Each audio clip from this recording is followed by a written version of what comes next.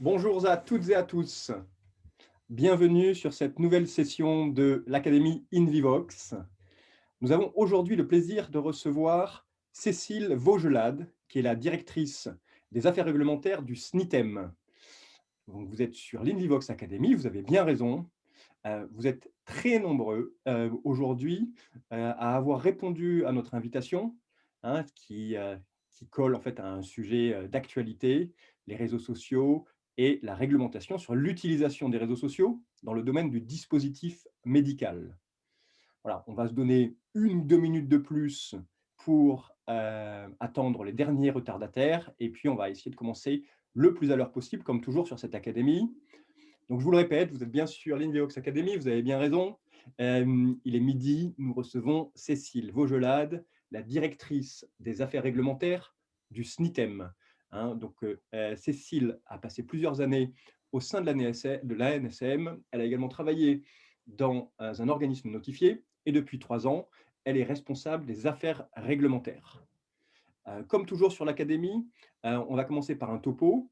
On a récupéré vos questions en amont, hein. Merci à tous ceux qui ont posé des questions. Nous avons envoyé ces questions en amont à Cécile, qui va y répondre de la manière la plus pragmatique possible. À l'issue de ce topo d'environ 30 minutes, nous allons récupérer vos questions. Donc, vous pouvez poser vos questions en utilisant la petite icône qui s'appelle Q&R. Voilà, il y a une première question qui est arrivée. Et Florence, qui travaille avec Cécile, Florence, qui est responsable des affaires réglementaires au SNITEM, piochera dans les différentes questions, hein, pour avoir une session de questions-réponses. Donc voilà, nous sommes avec Cécile Vaugelade. Je vous rappelle, la semaine prochaine, pour ceux qui s'y intéressent, nous recevrons Richard Roux, le fondateur de l'agence R2, spécialisée dans le digital, et qui va nous parler de vidéo, et notamment de la vidéo comme une arme de diffusion massive en 2021 dans le domaine de la santé. Hein. Et puis, je prends la parole également régulièrement pour faire des démonstrations de la plateforme InVivox et comment la plateforme permet de centraliser toute une offre de formation, hein, de lui donner de la visibilité, tout en traquant en manière RGPD tous les inscrits aux formations. Je vous propose de démarrer. Il est midi 2. Nous sommes avec Cécile Vaugelade. Merci infiniment, Cécile Vaugelade du SNITEM, d'avoir accepté notre invitation. Je vous cède la main, Cécile, et je vous souhaite une excellente session. Merci beaucoup. Alors, effectivement, je ne peux pas encore tout à fait, ça y est, partager mon écran, ce que je fais tout de suite. Bonjour à tous. Donc, merci de cette invitation. Alors, si on parle de ce qu'on peut faire avec les réseaux sociaux dans le cadre du dispositif médical, on va parler des règles de publicité et comment les adapter aux réseaux sociaux. Alors, pour commencer, j'ai souhaité d'abord vous présenter très, très rapidement le SNITEM, qui est le syndicat national de l'industrie des technologies médicales, donc un syndicat professionnel qui regroupe actuellement plus de 500 entreprises adhérentes, donc du monde du dispositif médical. C'est la première organisation professionnelle du secteur et elle est composée d'une petite quarantaine de collaborateurs qui essaye au mieux de représenter les intérêts de ses adhérents et surtout de les accompagner en ce qui nous concerne au niveau affaires réglementaires sur je dirais tout le scope des réglementations qui s'appliquent, en particulier sur la mise sur le marché, mais sur d'autres réglementations connexes et notamment la réglementation de la publicité. Alors, justement, on a essayé de récupérer toutes vos questions, enfin la plupart, parce que vous verrez que le sujet est très vaste et de le traiter en une demi-heure est une gageure. Et sur la base de ces questions, on a essayé de partir du plus général pour arriver au plus particulier et vous illustrer le mieux qu'on peut avec Florence ces règles. Et pour commencer, justement, quelles sont les réglementations à jour en ce qui concerne la publicité des dispositifs médicaux ? Puisqu'avant de parler des réseaux sociaux, il faut qu'on vous parle des règles générales. Ces règles générales, elles sont issues de la loi Bertrand de 2011 et il y a donc bien des textes législatifs et réglementaires qui sont relatifs à la publicité des dispositifs médicaux.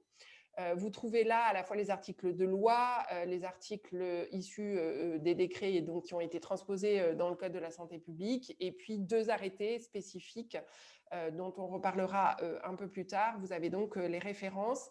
Il faut savoir qu'au niveau européen, donc la mise sur le marché d'EDM est régie au niveau européen. Un règlement qui entre en application en mai 2021 en annulant, je dirais, à partir de cette date, les actuelles directives. Et ce règlement fait état à son article 7 des obligations en ce qui concerne les allégations au titre promotionnel. Il faudra donc pour la France trouver une articulation avec la loi française actuelle, même si on a compris de nos échanges, notamment avec le ministère de la Santé, que pour l'instant, on allait rester encore un petit moment sur ces règles françaises, qui sont bien plus spécifiques que les règles européennes. Alors, on a ces textes dans le dur, je dirais, hein, les textes réglementaires dont vous avez les références plus haut, et puis les textes plus mous, mais qui valent quand même comme référentiel, ce sont les recommandations de l'ANSM, donc l'Agence nationale de sécurité du médicament et des produits de santé, puisqu'il a fallu traduire les exigences réglementaires dans des choses un petit peu plus pragmatiques. Donc, vous avez à la fois des informations qui visent les supports promotionnels. Donc, vous avez quelques exemples. Hein, quels supports peuvent être utilisés en publicité, dont la charte Internet, et c'est ce qui va vous intéresser particulièrement aujourd'hui. Mais d'une façon plus générale, quelles sont les règles générales à respecter, et quelles sont celles spécifiques aux publicités auprès du public, etc., etc. Et puis, vous avez une autre série de documents qui sont les supports qui sont considérés comme non promotionnels et dans quel cadre ils doivent rester pour rester comme non promotionnels. Donc, toutes ces informations sont accessibles sur le site de l'ANSM et vous avez le lien en dessous. Alors, une des premières questions, c'est où s'arrête l'information et où commence la publicité? C'est une question que vous vous posez. Les règles qui ont été définies justement dans le Code de la santé publique expriment que toute forme d'information qui vise à la vente, la prescription, la délivrance, l'utilisation d'un dispositif médical sera de la publicité. Par contre, n'en sera pas, donc seront exclus de la définition de la publicité, des infos qui seront dispensées par des pharmaciens de PUI, donc pharmacie à usage interne des établissements de santé, tout ce qui est étiquetage et notices d'instruction qui sont des documents réglementaires, la correspondance, je dirais, bilatérale qui sera nécessaire pour répondre à une question précise sur un DM, les mises en garde, les précautions d'emploi et les effets indésirables qui sont aussi régis par la partie réglementaire, les catalogues de vente et les listes de prix si aucune info supplémentaire n'est disponible, et d'une façon plus générale, toute information relative à la santé ou aux maladies s'il n'y a pas de référence, même indirecte, à un dispositif médical spécifique. Donc, vous voyez que la définition de la publicité en elle-même est assez large. Qu'est-ce qu'une entreprise peut communiquer concernant ses produits, s'ils sont DM et s'ils ne le sont pas? Alors, s'ils ne le sont pas, il y a bien sûr les règles de droit commun sur la publicité d'une façon générale, mais il y a aussi des règles spécifiques et dès lors qu'on se place dans le domaine de la santé, il y a des règles spécifiques pour les médicaments, pour des produits alimentaires, pour les cosmétiques, etc. Par contre, si ce sont des dispositifs médicaux, et ça, quel que soit le dispositif médical, il y aura des obligations à prendre en compte, ces obligations réglementaires que sont de comporter des mentions obligatoires, et on verra qu'elles sont différentes suivant le public visé. Il faudra justifier chaque allégation par une preuve, et ça, c'est vraiment le cœur du réacteur qu'il faudra regarder de près. Bien sûr, ces publicités doivent être objectives, à jour, vérifiables, suffisamment complètes, lisibles, et on a même une préconisation très précise sur le fait que ça soit de l'Arial 9 et en français. Hein. Ça, c'est lié à la loi Toubon, mais elles doivent être en français puisqu'on est sur le territoire français. Il faut de plus qu'elles ne soient ni trompeuses, ni qu'elles ne présentent un risque pour la santé publique. Et elles ne peuvent pas non plus se servir de la caution d'une autorité en altérant le sens. Ce n'est pas parce qu'on aura déclaré son dispositif médical comme mis sur le marché à l'ANSM qu'on pourra dire que son DM est validé à l'ANSM. Alors, on a eu la question, dans quelle loi est-il inscrit qu'une entreprise commercialisant des dispositifs médicaux ne peut pas faire de publicité? Alors, la loi en elle-même, effectivement, prévoit certains cadres d'interdiction de publicité, mais ce sont des cas particuliers. Et ce cas particulier, c'est la publicité auprès du grand public pour des DM de classe 2B ou 3 ou des MIA, donc les plus hautes classes de risque, et qui, par-dessus ça, sont inscrits à la LPPR. Donc, en gros, les produits admis au remboursement inscrits sur la LPPR de plus haute classe de risque, il n'est pas possible de faire de la publicité grand public, donc auprès du grand public. On verra que de temps en temps, des règles particulières de publicité conduisent, en plus de ça, à une interdiction et à une impossibilité, en tout cas, compte tenu de ces règles d'encadrement. Dans quel contexte devons-nous demander une autorisation à la l'ANSM avant de pouvoir diffuser une publicité? Là aussi, c'est un point réglementaire. Il est prévu pour certaines publicités qu'il y ait une demande d'autorisation préalable à la l'ANSM. Les produits qui sont concernés sont tous listés de façon exhaustive dans un arrêté du 24 septembre 2012. Donc, vous les retrouverez sur Légifrance notamment, mais sur le site de la l'ANSM aussi. Et la liste des produits sera différente pour le grand public et pour les professionnels de santé. La grande majorité des publicités soumises à autorisation préalable le sont pour des professionnels de santé et plutôt sur des produits implantables. Pour les produits grand public, on a uniquement les produits de comblement, notamment de comblement des rides.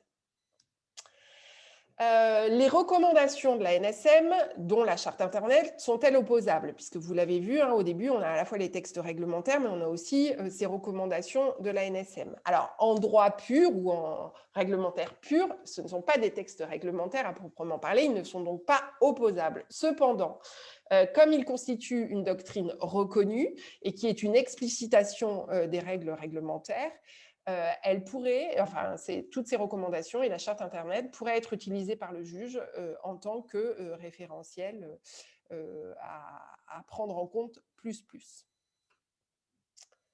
Alors, avant qu'on passe à la suite, un petit sondage qui vous est lancé en même temps pour savoir et avoir une idée de quels sont les réseaux sociaux que vous utilisez d'une façon générale pour communiquer sur vos produits. Alors, on va continuer. Je repasse là. Cécile, je mets fin en vote dans 10 secondes et je vous laisse commenter les résultats que je publie en live. D'accord. Alors, on va attendre Voilà, la fin des 10 secondes. Vous êtes quasiment 80% à avoir voté. Alors, pendant qu'on attend peut-être les 10 secondes, on nous demande une précision pour savoir si une photo pourrait être considérée comme une référence indirecte à un dispositif médical. Alors, on va beaucoup vous dépendre, ça dépend dans ces questions. Une photo seule n'est pas forcément une allégation ou une revendication. Par contre, en fonction de la photo, de la façon dont elle met en valeur, de ce qui pourrait l'accompagner, ça peut être considéré comme une publicité. Mais une photo seule qui n'est pas parlante d'elle-même n'a pas de raison d'être considérée comme une allégation à elle seule. Alors, on voit que LinkedIn tient tout à fait la route, puisque 97% des utilisateurs l'utilisent. Alors, LinkedIn, on va tout de suite éclaircir les choses, est considéré comme un réseau ouvert, donc grand public, notamment par la l'ANSM. Et justement, on en arrive à ce sujet qui est le ciblage des communications en fonction du public. Donc, je vous l'ai dit, les obligations ne vont pas être complètement les mêmes si on s'adresse à des professionnels de santé et à du grand public. Déjà, les mentions obligatoires seront différentes entre les deux publics. Ce qu'il faut comprendre en plus dans tout ce qui est communication auprès du public, c'est qu'il y a des contenus interdits, ce qui n'est pas le cas dans la publicité auprès des professionnels de santé. Et c'est ça qui, à certains égards, en fonction des contenus, va vous, si les règles sont suivies, va vous rendre dans l'impossibilité de faire certaines promotions dès lors qu'on va être sur du grand public. Donc, la question exacte était une communication sur des réseaux sociaux pour un produit vendu seulement aux professionnels de santé est-elle quand même qualifiée de grand public? Eh bien, effectivement, ça touche du doigt le fait que la publicité est vue au regard des personnes qui y ont accès et non pas à qui ça s'adresse. Donc, dès lors qu'un réseau social est ouvert, il va être considéré comme étant ouvert au grand public et la publicité va être considérée comme s'adressant au grand public. De plus, c'est le fait qu'on puisse acheter ou non un produit ne rentre pas en compte pour définir le destinataire de la publicité. Donc, la question à se poser, c'est le réseau social est-il ouvert ou pas? S'il est ouvert, c'est grand public et c'est toutes les règles du grand public avec les mentions propres, mais surtout les contenus interdits. Pour cette question particulière sur les médecins sont-ils autorisés à discuter d'un dispositif médical pendant un webinaire? Eh bien là, ça dépend de dans quel cadre et dans quel contexte on se trouve. Si on est dans un contexte uniquement scientifique, leur parole est libre. Par contre, dès lors que ce webinaire serait organisé ou rémunéré par l'entreprise, là, les règles relatives à la publicité vont s'appliquer. Alors, si ce webinaire est à destination uniquement des professionnels de santé, ce sera les règles de publicité dédiées aux professionnels de santé. Un médecin a investi dans mon entreprise. Peut-il en parler librement sur les réseaux sociaux? Puis-je le citer dans mes posts sur les réseaux sociaux? Alors, cette question, elle nous a permis de répondre d'une façon un peu plus large, et notamment si ce médecin qui a investi dans votre entreprise veut parler de produits, hein, c'est là le cœur du sujet, et qu'on est sur des réseaux sociaux ouverts, il ne va pas pouvoir le faire. Pourquoi il ne pourra pas parler des produits eux-mêmes? Parce que on considère qu'on est sur un réseau public, donc on s'adresse au grand public. Et comme je vous l'ai dit, il y a un certain nombre de choses qui sont interdites. Une des interdictions, c'est de se référer à la caution d'un professionnel de santé. Une autre des interdictions, c'est d'avoir des attestations de guérison. Et dès lors qu'on est dans un réseau social ouvert et qu'on a les fonctions de j'aime, de commentaires, etc., ce sera considéré ça pourrait être considéré comme des attestations de guérison et donc ça n'est pas possible. Dès lors qu'on est sur des réseaux sociaux fermés, le médecin peut parler dans le cadre des règles spécifiques relatives à la publicité, donc s'il parle des produits. Il faudra bien sûr faire attention aux autres règles des déontologies, notamment les liens d'intérêt ou la transparence, la déclaration liée aux liens que vous pouvez avoir avec des professionnels de santé. Donc, une façon, si ce n'est que pour parler du fait que le médecin a investi dans votre entreprise et qu'il parle d'une façon générale et institutionnelle de votre entreprise et pas de ses produits en particulier, là, ce sera possible, y compris sur les réseaux ouverts. Un commercial de la société peut-il partager une information qui mentionne le nom d'un de nos dispositifs médicaux? Eh bien là, ça peut être qualifié de promotion puisqu'il fait partie de votre entreprise, il est rémunéré par votre entreprise et s'il parle d'un produit en particulier, il faut donc en suivre toutes les règles. De la même façon, si on est sur un réseau ouvert, il y a beaucoup de choses qui ne sont pas possibles, et notamment parler d'un produit. Réseau fermé, il faut suivre les règles. Donc, une des questions à se poser, c'est de considérer l'adoption au sein de votre entreprise d'une charte ou de bonnes pratiques, justement pour essayer de cadrer cela. Ça nous permet de vous poser cette question pour savoir si déjà chez vous, ce sont des points qui ont été identifiés et que des chartes ont pu être éventuellement mises en place. Donc là aussi, le temps que les gens répondent, on nous demandait quelles étaient les règles qui s'appliquent pour les professions hospitalières non professionnelles de santé, telles que les directeurs d'établissement, par exemple. Alors, sur les directeurs d'établissement, alors, il n'y aurait de la publicité que vis-à-vis d'eux. Je ne pense pas qu'on puisse vraiment les considérer comme professionnels de santé parce qu'il faut que ce soit des professionnels qui utilisent le dispositif médical dans leur pratique. Donc, il y a certains professionnels qui ne sont pas des professionnels de santé comme les pompiers qui vont être quand même considérés comme dans la catégorie, je dirais, des bénéficiaires des professionnels de santé au titre de la publicité. Les directeurs d'hôpitaux, je ne sais pas bien. Après, c'est d'autres réglementations qui gèrent les liens et les visites. Par contre, une info supplémentaire, c'est que les associations de patients, puisqu'elles représentent un groupe et qu'elles représentent une action particulière, sont là aussi considérées dans la partie professionnelle de santé pour la publicité et non grand public. Alors, je ne sais pas si on est arrivé au bout du coup de... Je viens de publier le résultat, si vous voulez le commenter, Cécile. Ah ben, je ne le vois pas, je ne sais pas ce qui s'est passé. Je ne le vois pas non plus. À 44% et non. Ah, ça y est. Donc, il y a quand même 42% de oui. Je trouve que c'est plutôt encourageant. Hein, et ce qui serait intéressant, si on avait le temps, c'est de savoir si effectivement les entreprises y ont trouvé un bénéfice et ont réussi à cadrer du coup peut-être de façon plus facile ces règles qui sont parfois compliquées à comprendre. Alors, hop. Est-il possible de faire la promotion d'un replay de webinar sur les réseaux sociaux dans lequel le nom d'un produit serait cité 2-3 fois? Bon, vous l'avez compris, on retombe dans le sujet de est-ce qu'on peut parler des produits sur les réseaux sociaux? Alors là, la question est un peu large. Évidemment, si on est dans le cadre d'un webinar où on cite beaucoup de produits et où il n'y en a pas un qui est mis plus en avant que l'autre, éventuellement peut-être. Si on est uniquement depuis je dirais des scientifiques qui parlent à d'autres scientifiques sans qu'il y ait de lien avec les fabricants, c'est possible aussi. Donc, tout dépend de l'environnement et à chaque fois, il faut revenir aux bases et aux règles pour être sûr de pouvoir répondre correctement, je dirais.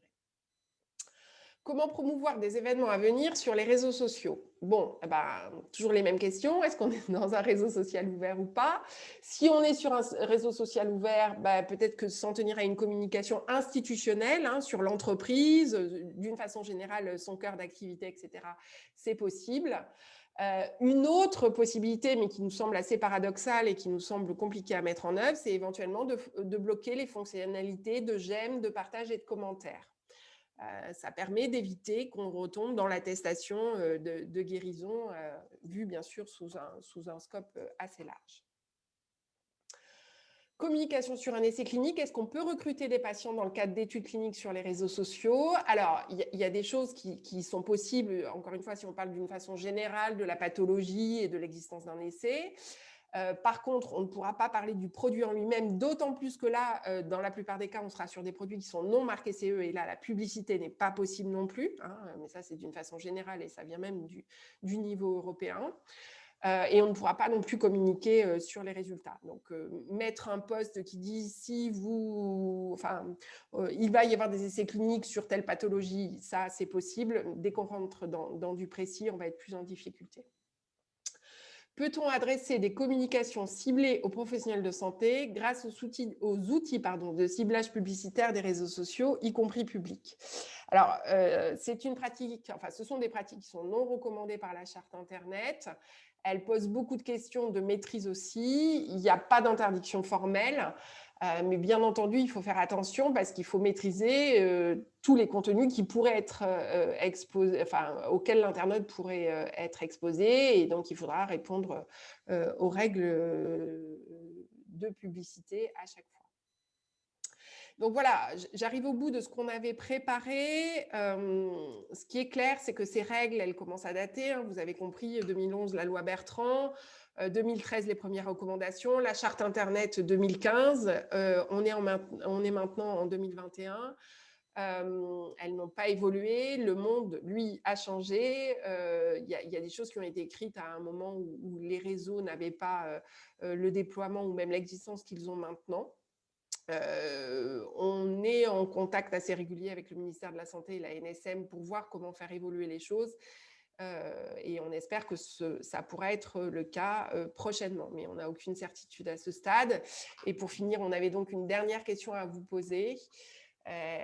Avez-vous déjà dû renoncer à une campagne de communication sur les réseaux sociaux à cause des règles relatives à la pub DM? C'est un élément qui pourrait être important dans les discussions futures. Pendant que les gens répondent, il y a plusieurs questions pour savoir si les supports seront mis à disposition et quand. Alors ça, je laisse Julien ou... ou Marie répondre? Oui, bonjour à toutes et à tous. Merci pour toutes vos questions. Effectivement, hein, donc ce webinaire est enregistré et il sera mis en forme, puis il sera envoyé à absolument tout le monde, tous les participants, dans les jours qui viennent, probablement en début de semaine prochaine. Cécile, je mets fin au vote et je vous laisse commenter le résultat. Très bien. Oui, ben, ça ne m'étonne pas. C'est-à-dire qu'effectivement, et c'est ce qu'on disait tout à l'heure, déjà quand on était sur du support historique, papier ou même télé, radio, on sait que les contraintes ont beaucoup fait évoluer les règles, et notamment on a un certain nombre des entreprises multinationales qui ne peuvent pas faire la même chose en France et ailleurs. Et les réseaux sociaux ouverts au grand public et les interdictions liées à la publicité grand public compliquent encore plus les choses. Donc, je crois qu'on a encore quelques minutes, éventuellement, s'il y a des questions supplémentaires. Alors, il y a eu beaucoup de questions. On nous demande plusieurs fois si, par exemple, une maison mère fait une publication sur les réseaux sociaux, est-ce qu'on peut la repartager, ou si un professionnel a fait un post, est-ce qu'on peut le liker, et est-ce que dans ces cas-là, c'est considéré comme de la publicité?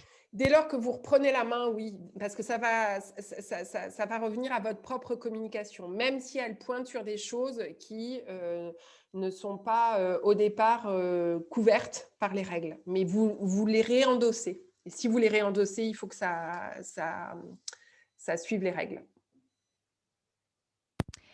On nous demande également si un établissement de santé peut, lui, communiquer sur ses pratiques en citant des dispositifs médicaux. Ça dépend où.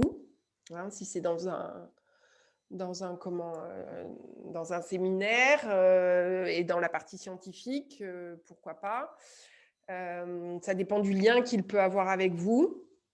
Mais il faudra être très attentif à tout ça, effectivement.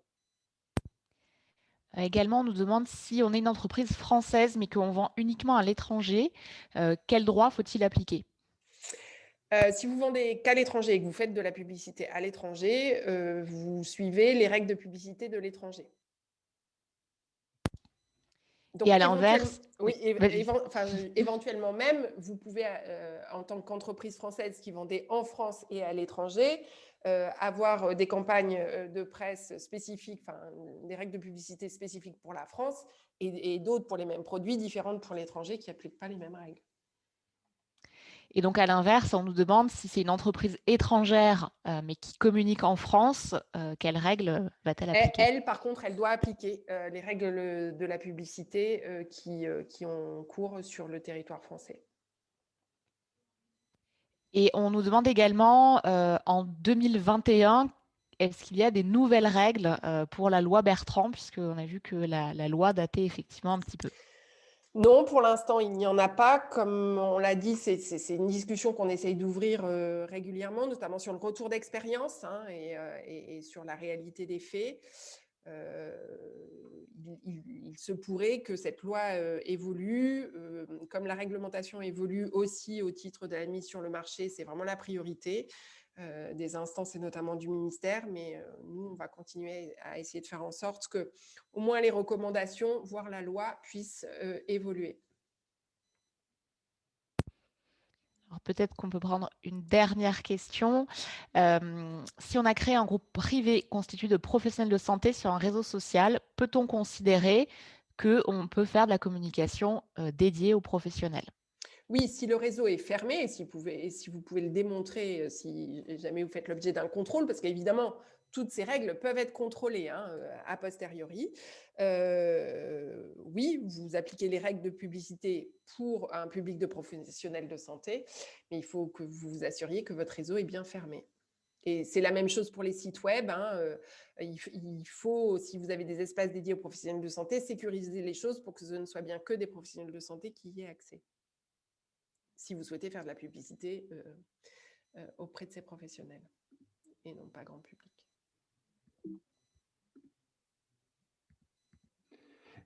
Merci infiniment Florence Ollet et Cécile Vaugelade. Merci de votre participation, merci de la participation du SNITEM. Hein, pour information, hein, pour tous les participants, en adhérant au SNITEM, vous avez accès justement à cette expertise que le syndicat propose à tous ses membres. Il y a eu énormément de questions, hein. Je vois plus de 62 questions, donc on n'a pas pu répondre à toutes les questions de manière exhaustive. Je vous le répète, ce topo, hein, sera disponible en mode replay. On va l'aménager, hein, pour qu'il soit, pour faciliter sa vision et aller directement aux questions qui ont été posées.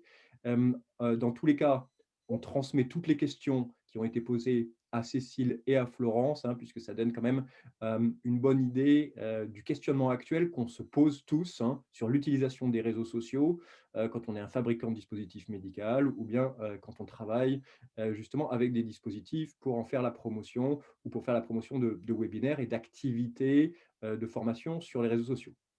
Merci Cécile. Est-ce que je vous laisse le mot pour la fin? Est-ce que vous avez une dernière conclusion? Non, mais écoutez, ce qui est clair, c'est qu'on sait pertinemment qu'en France, on a une des réglementations les plus drastiques au regard de la publicité, que maintenant, on commence à avoir pas mal de recul et qu'on essaye de porter cette expérience pour que les choses deviennent peut-être un peu plus pragmatiques. Merci infiniment. Merci de votre participation à tous. Merci d'avoir envoyé des questions en amont et à Cécile et à Florence de les avoir préparées. Merci de vos réponses pratiques et pragmatiques, Cécile et Florence. Hein, donc, je vous rappelle, c'est l'idée de cette Académie InVivox, c'est de pouvoir apporter des réponses pratiques à des sujets d'actualité. La semaine prochaine, un sujet d'actualité qu'on va aborder, c'est la vidéo. Hein, la vidéo utilisée comme une arme de diffusion massive dans le domaine de la santé. Et on accueillera Richard Roux, le CEO et fondateur de l'agence R2, qui est spécialisée justement dans la vidéo et dans le digital. Voilà, merci à tous les participants. Comme d'habitude, hein, on continue tous les jeudis à midi.